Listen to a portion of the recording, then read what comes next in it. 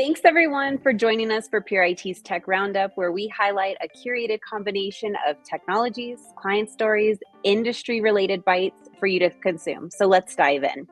We have Austin here with us, the co-founder and CEO from Nook, and he's going to be talking a bit about what Nook is doing in the industry. Tell us, what is Nook, what's happening, and how they're differentiating themselves and why they started this company.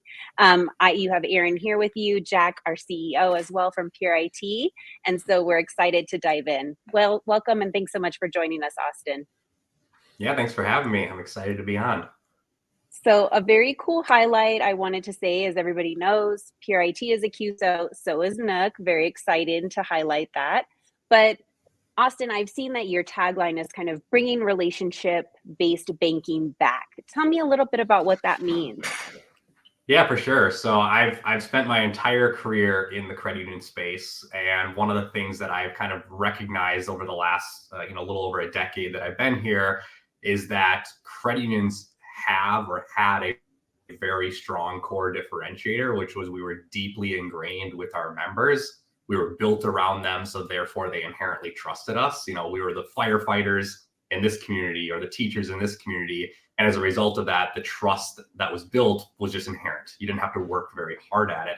But as credit unions have continued to expand, they've gone way past their initial SEG, way past their initial field of memberships, and they've become much larger. And now we're starting to play in a game which is very similar to any other financial institution out there. And I believe strongly that credit unions' core differentiator in the future will continue to be their in-depth relationships with their members.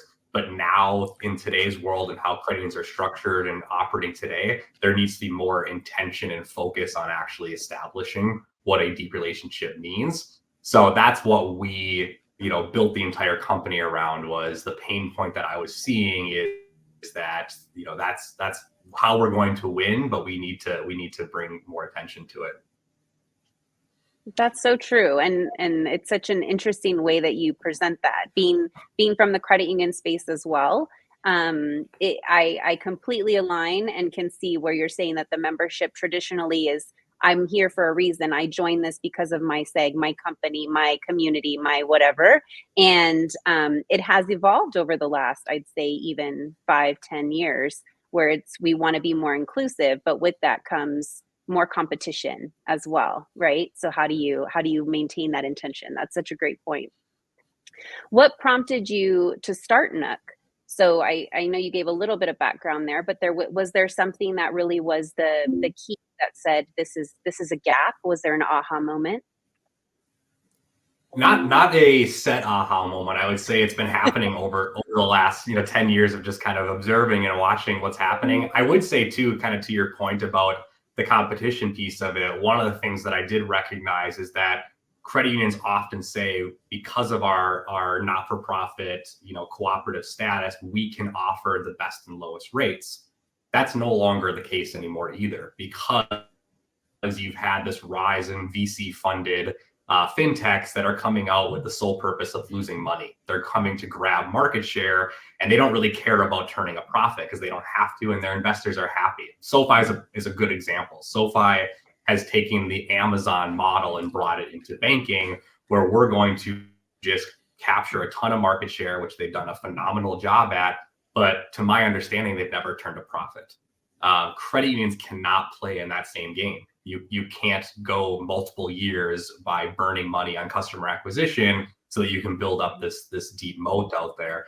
So that was another reason why we were saying, okay, if credit unions are starting to become more similar to all other financial institutions, and we could have said in the past, well, we can beat everybody on rate and term, and now that's why you should come with us. But now we can't say that. So we're not saying we're deeply ingrained to one group of members, and we're also not able to say we have the best and lowest rates. So what is that differentiator? So again, that's where we have kind of looked at this and said, I still think credit unions have the strongest value proposition of all financial institutions out there, but we have to actually work at it now, finally, for once, unfortunately. But that's the truth. It's about bringing the relationship back into the fold. And if we can show a member that, hey, this credit union understands you inside and out, and they really truly care about you, then they might not want to go bank with somebody, even though the rate is slightly better at SoFi, as an example. I think relationships are very undervalued. When you look at the grand scheme of things, people really want to feel like they're going to be taken care of for life versus I get 25 basis points better over here versus over there. Right. So tell us what is Nook? What is Nook doing? How does someone partner with Nook? Give us the details.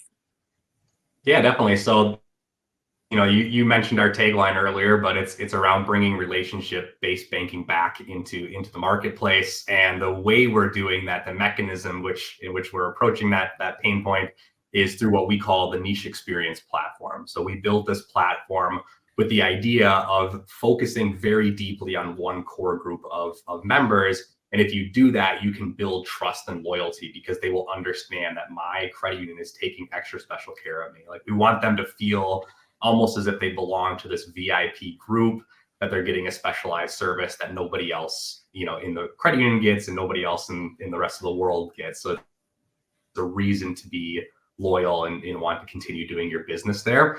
So the way it looks is we've gone after a core group of people to start that we think most of the industry, if not all of the industry, needs help better serving. So it's not just like a custom one-off for each individual credit union. It's what can we as a CUSO collaboratively solve for the industry. That was kind of the premise of the business model, so that we have scalability and we can do this, for all credit unions. So the first that we went after is the 50 plus age demographic. And we went there for a lot of different reasons. Most credit unions I talk to are all about Gen Z and millennials. And right now there's a lot of reasons for that. But we look at the 50 plus market and say, there's a ton of opportunity that exists there and will continue to exist there for decades to come. And the other big thing is most credit unions already have a lot of those members, and our platform is built to be an existing member relationship engine, not a customer acquisition channel necessarily. So that's where we went after, and we build this new experience around them, which I tell people, think of it, the most simplistic way to think of this is almost like a subsidiary offshoot of the credit union. We're not throwing the baby out with the bathwater. We're not getting rid of the parent brand or anything like that and inventing a new institution from scratch. But we are creating kind of a subsidiary offshoot brand where, again, those members understand that I belong to a special group. I'm a VIP. So the 50 plus market, we invented a brand called Living 50 Plus. So Dort, one of our clients and the one that helped us convert into a CUSO with their investment, they have Dort Living 50 Plus. And they have about 30,000 members that belong to that group that understand that Dort is going an extra mile and they're taking extra special care of me. And one of the other kind of unique differentiators about our strategy is that in order to build a brand like that, you have to be highly consistent and frequent. You can't just do this once in a while. Like, a lot of people talk about customer segmentation and they send an email out to their 50 plus group once every 6 months or once a quarter or whatever. And that doesn't work. They don't understand like that connection is being made. So what we do is we produce content multiple times a week. We're emailing it out to those members once a week. And it's about things that we think they're going to be interested in, which we know is not finance, which is kind of another contrary opinion here, but we're very adamant that you need to stop talking about finance, which most credit unions are like, what are you talking about? We're a financial institution. That's what we do. But what we want to talk to them is about life, life and things of interest. So traveling, health and wellness, relationship with your kids and grandkids, food and cooking, those types of topics that make the top 10 list of most interesting things for people, especially then in their 50s and 60s. Personal finance, as an example, is like number 16 on the list of what people are interested in. It's pretty low down. So we think you can build super deep engagement by bringing people in on interest, and then the underlying goal is to ultimately convert that into more business, but we're doing it in a very passive, relationship driven approach versus hey, did you know we have a 5% CD? People don't respond well to that type of communication. And Jack, I'm curious because I know that you have some background working with Austin and that you've joined the is it the supervisory board or what? Help me out here. But I know that you're involved with Nook. Tell me a little bit about So why were you intrigued by Nook, and what was the value that you saw from the industry? Well, I think that if you look out in the landscape from a banking perspective, and let's not specify credit unions, let's say banking, the banks are already doing this. They already have, Right. sites and things that are dedicated to creating content to draw in more clients, as they would say, instead of members. And I think that what Austin hit on was really a need in the marketplace to actually communicate, because my understanding of Nook, and I think this is true, and I'd let Austin talk about his company, but is that Nook plans on, it's starting with the 50 plus, and it's hitting people like me with content that also subtly then, if I'm not mistaken, Austin, will push me or nudge me, let's say from a marketing term, into potential other products that I would be interested in at my credit union, right? Which I think is extremely important. But I think the goal is to actually expand this into different groups over time, right? And so you might start targeting millennials or Gen Zs through this same type of engagement, where now there's special things that are drawing them in that they're interested in, be it travel, leisure, whatever the case may be. So you can expand it out. So I was intrigued, and I thought it was pretty smart, because I think that one of the things that it does is it really focuses your marketing. And we're CUSOs, right? I mean, he's a CUSO, we're a CUSO. We've done that as an organization. We're already niching to credit unions, right? We only focus really on credit unions. It's the same thing, and it allows you to be really good at what you do and to really engage. And I think the thing that I heard Austin say that was really awesome to hear is it goes back to that member engagement. I think that credit unions like to talk about a lot, because we see this, how they have these great relationships. And I'm not saying that they don't, but I also know there's a lot of situations that we run into where there's members they haven't talked to in years. So how do you re-engage, and how do you create a spark that gets that individual to want to be a part? And I mean, the content that they're creating, I follow it and I share it, and it's good stuff. And it has, to me, that means there's value. And I think that's what you're trying to do, is create, I mean, I'll throw that back to Austin, but it's my assumption based on what I've seen and why I'm excited about Nook is that it is valuable information. It actually does speak to me.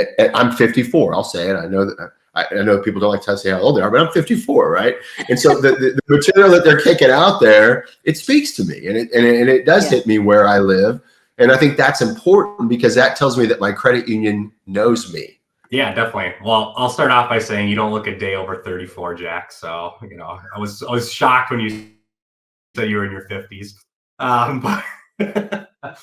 But yeah, no, it's definitely been a learning curve for us. I think, my previous background is with On Approach. It was kind of the same case back in 2013 when I joined On Approach. We were talking to credit unions about data and analytics and why you should be using your data. It really wasn't a hot topic, and people weren't really understanding why you should be doing that. So there was a lot of education. There was also a lot of kind of figuring out what the right messaging is to get people to understand that this is much larger than what you think it is to begin with. And that's why I've almost started to go to people and say, think of us as a subsidiary brand, and why I mentioned earlier about why frequency and consistency is so important in this. Like, you as a credit union, could you in theory do what we do? Yes, I believe that you could, but could you do 4 pieces of content every single week, which are highly quality and, produced at that level like we do? There's really no way. You'd have to, I know what it takes. You'd have to hire content writers for the writing, for the video piece that we do.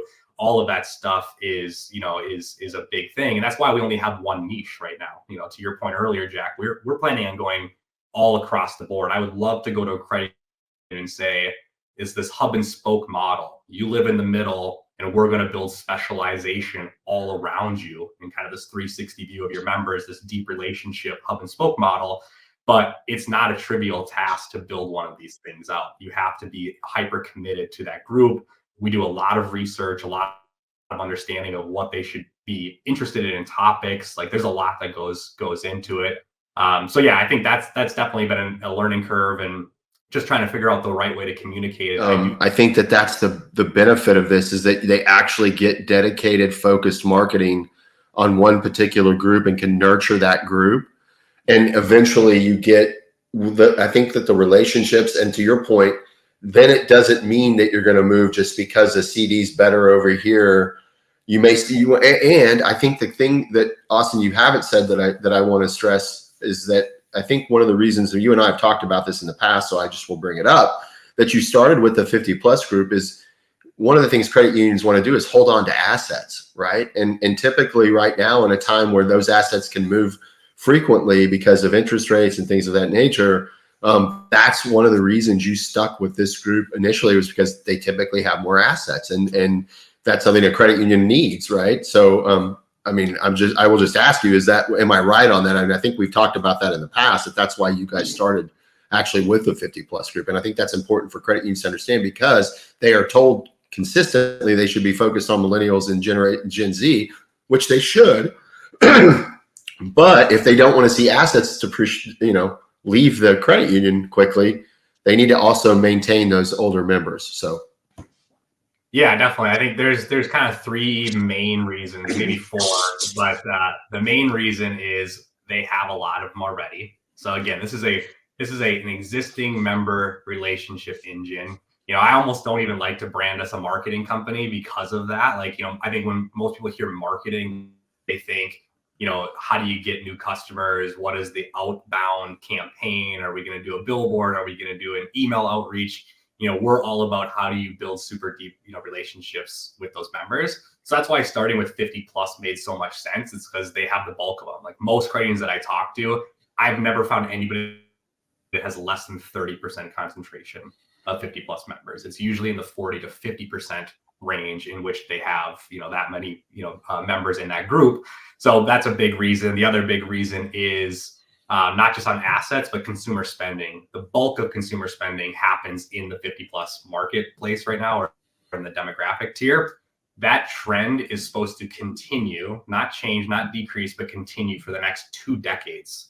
So while we think that the Gen Zs and the millennials are coming up, and that is true, they are not going to surpass the 50 and 60 plus demographics until whatever 20 years from now is. What are we, 2024? So 44 is what we're looking at. So yes, we should be thinking about replenishing our membership and getting new blood in here and all of that good stuff. But also, are we being too concerned about something that's 2 decades away? I think that's the case.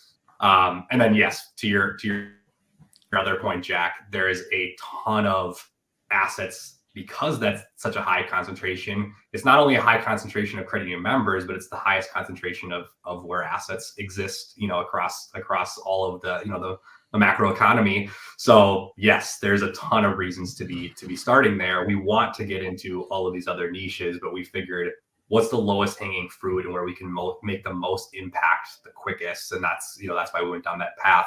Believe me, I hear from so many people in this industry that we did the wrong thing because their main focus is today, or millennials today. And I usually, I kind of tell them those same points that I just told you guys, and most people kind of come around and go, you know what, there's definitely some truth to that. And we always say too, like we want to get into Gen Z and into millennials next too. So it's not like we're saying those are bad strategies. We're just saying no. I actually think what you're doing is you're trying to maximize the return on the current engagement that you have, and I think that's a really good way to push it. It's nurturing, is what I would say. It's actually nurturing the current base, and I think that's why I wanted to highlight it. I actually think there's tremendous value in it, and I think that it is a miss that a lot of people just aren't seeing out there. And I think I don't know. I think it's awesome. I think it's great that I think it's pretty intuitive and pretty smart that you guys went the direction that you went. And I think people are missing that a little bit if they think that you should have gone a different direction, because I actually understand the value in what you're doing. And I think in the marketplace that we're in right now, it's extremely smart. So, but then I'm on the board of advisors because I believe in what you're doing. So there you go. I mean, it's pretty simple. Yeah. I would say too that, like maybe we are wrong, but at least we're putting all of our chips on the table saying we are right in that path. Like we have started a new company from scratch. We could have trend chased. The best thing we could have done from a trending perspective is gone after Gen Z and built this up. But all of the writing on the wall for us said that's not the right path today. The right path is 50 plus. And that's why we're here. Well, and what I'm hearing is that you're a complement to current organizations teams, right? You're going to help optimize and set this kind of foundational level of what the core membership base already is, and then expand and grow from there, right? So start somewhere, take that step forward. That's the biggest thing that we see with credit unions is, where do I take the first step? You're literally helping them and saying, this is your first Really? step, and we're going to expand out from there. There will be campaigns in the future to address the younger age market. But right now, you need assets, you need qualified borrowers, you need all of these things. And this is the subset market that we are focused on and going to help you maintain and grow, right? So a little bit about engaging with Nook. I saw on your website that it says, can be up and running in as quick as 2 weeks. Tell me a little bit about if someone was to engage with your company, how does that onboarding look? What does this relationship look like? How do I participate and start gaining the fruits of this labor? Yeah, that was another incredibly important criteria when we built this business, because as you guys know from my previous background, On Approach was all about, are you connected to this core system? Are you connected to my LOS, which you guys live day to day in your world? And it makes for a nightmare of actually scaling a company, because you have to basically, when On Approach started, our first core was D&H Ultra Data, which like nobody had. And that was where we put all of our chips, because it was our first client and they had us integrate. Every client we talked to said, we're on Scimitar, we're on Pfizer DNA, we're moving to correlation. That was immediate red flag. We can't have this conversation anymore, because I have no way to get you up and running for at least a year. So long story short, when we were building this business model, we were thinking, how can we do this in a way where we can eliminate the need for tech integrations, and also minimize and eliminate as much as possible the need for credit union resources, both during the implementation and from an ongoing perspective. So we built in a way where Nook is actually going to deploy what we built, the niche experience platform. It lives in parallel to everything else they're doing. It's connected to, but it's not a direct tech integration. So for example, if someone comes into our site and they're consuming content that's about eight tips for taking an RV trip with your kids this summer, or whatever it is. If they come in for that and they see that there's an RV loan available, or maybe it's unrelated, maybe they see a CD, they came in to learn about RVs, but they're leaving with a CD, they just click one button and that button brings them straight into Meridian Link or whatever it is. So, you guys are obviously more tech savvy than I am even, and that all we're doing really is just redirecting them. But for the member, it doesn't matter. The member, it's a 100% frictionless, seamless experience. It's no different than if you click the same link on the credit union's website, because that's all they're doing too, is they have a website with a link out button that brings you to Meridian Link, which is a different URL. It's a different website. So we're following the exact same path. So the number of steps that it takes a member to get to that online account opening platform on dortfinancial.org versus living 50plus/Dort is the exact same. So that was how we minimized the need for tech integration, but still built it in a way where people can not only come in to educate and learn and be involved in the experience, but also transact, because that's really what we want to have happen here. Our ultimate goal is building deep relationships, and if nobody were to transact as a result of that, which we think is highly unlikely, but if that didn't happen, we're still winning, because we're taking way better care of the members than what was happening in the past. But ultimately, we want to get them exposed to more financial products and services. One of the things, Aaron, I forget exactly what you said, but the thing that you said that brought this to my attention was, I thought of indirect lending. The promise of indirect lending was that you would get these people because it's a very easy channel to bring them in, and then you have this great member that you can now build a relationship with and sell more products and services to them. That never happened. Why didn't it happen is because most credit unions don't have that discipline built to say, here's our relationship engine, our relationship platform. Thank you so much, Austin, for joining us today. Was there anything else to kind of wrap us up and close us out on our Tech Roundup?